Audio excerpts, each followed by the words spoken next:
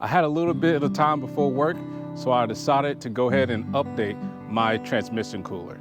If you remember from the Destination Moab, Utah series, I had to fix my transmission cooler because it was too close to the radiator. Let's see what I had to do in order to get back onto the trail. So what I ended up doing was going by Ace in Moab, Utah, and then just getting some brackets here and bending them up to make like an L-shaped brace, and then drilling into the frame itself. Then I went by O'Reilly's and got this fan that's too big for this cooler here, and it kind of goes over top there. You can kind of see how the fan's too big, and you can see how this thing is kind of loosely up on there too.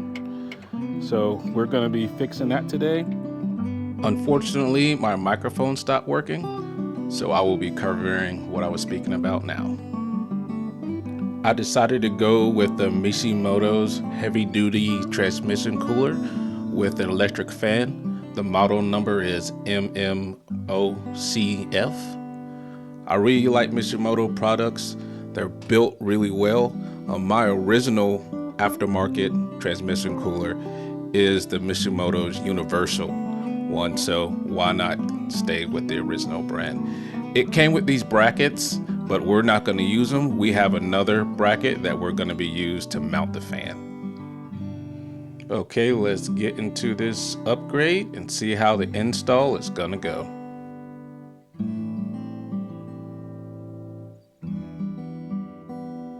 So it's important to know which hose is coming from your transmission and which one is going back into your radiator. Here, the top one is coming from the transmission. It's gonna go down through the transmission cooler itself, then come out the bottom back to the radiator. By doing it this way, you ensure that air stays out of your system. Next, you can take a pair of vice grips or hose clamps to close the hose so the fluid doesn't come out, and then remove those hoses from your transmission cooler.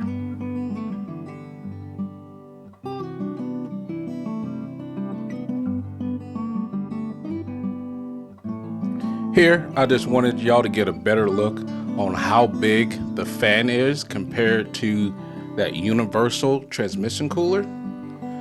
With the fan being that big, it doesn't cool it down properly. And then also too, some of the fans are bent. The Mishimoto transmission cooler is a lot smaller.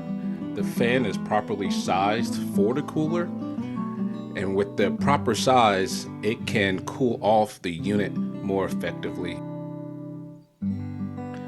So instead of using the mount that was provided with the cooler, we're going to be using this MaxAri mount. It mounts right to the back of the cooler, and then the mount mounts to the factory locations where your horn is, and then the cross member below your horn. Let's go ahead and mount the cooler to the mount. We're going to use the screws that were provided with the cooler. I'm just going to use a hand tool to put these in because you don't want to strip them out. I'm also going to crisscross it so the pressure is even on the cooler.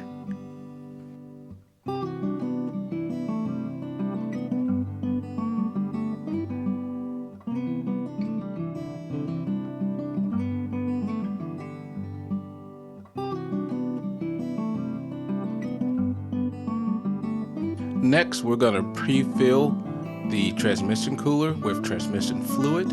You can use your OEM fluid or aftermarket fluid. I decided to go with aftermarket fluid on this. I'm going to use a standard pump with this bottle.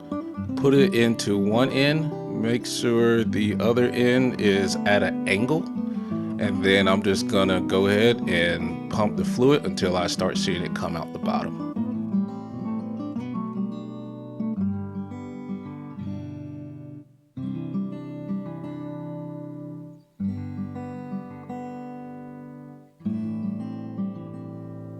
I'm going to go ahead and put the hose on the bottom. This hose also goes to your radiator.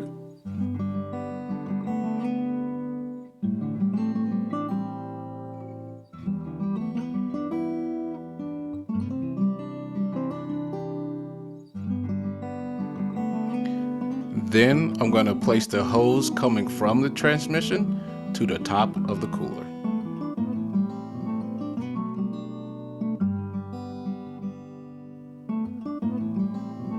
Don't forget to install your hose clamps on both the top and bottom.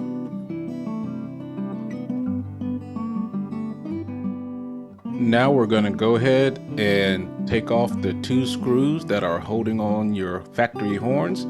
I believe that those are 12 millimeters. Go ahead and take those factory screws, put the mount first and then your horn assembly.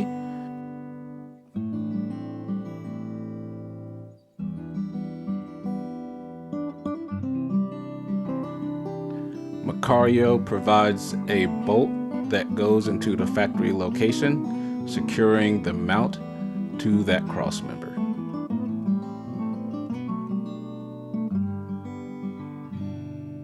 Now that the hardware is all hooked up, now it's time to hook up the fan. One of the cool things about most of these fans is they can do push or pull. So we want to make sure that our fan is pushing back that way. And the reason, my thought process behind that is whenever you're driving, whenever the wind hits the front of the vehicle, it pushes air back through the engine bay, cooling it off. So I figured that pushing it back would just also help with that process. Let me know if I'm wrong. My thought process could be messed up. All right, so we're just gonna do your standard black to black and blue to blue. See how that looks. Just a quick little test before we hook it up permanently.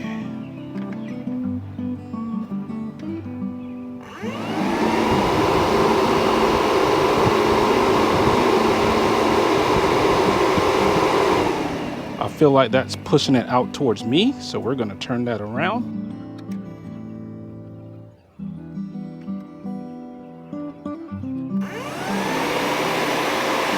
All right, and that's the way we want it. We're going to do black to blue. Kind of squish them there in the middle. I kind of like crimping it down, if I can, around the wires. And then just heating up that little area.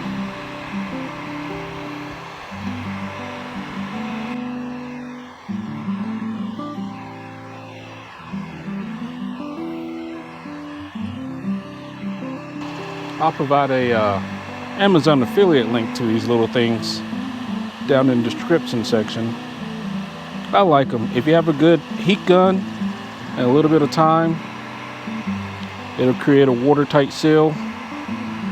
But the goal is to not burn through the rubber piece that's holding the 2 wires together, or else that'll make a headache for you too. And then you have to rip it off and start all over again.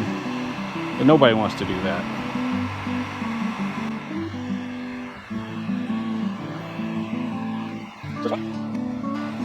We're going to do the same with the other. The power's still on because I want to make sure it works.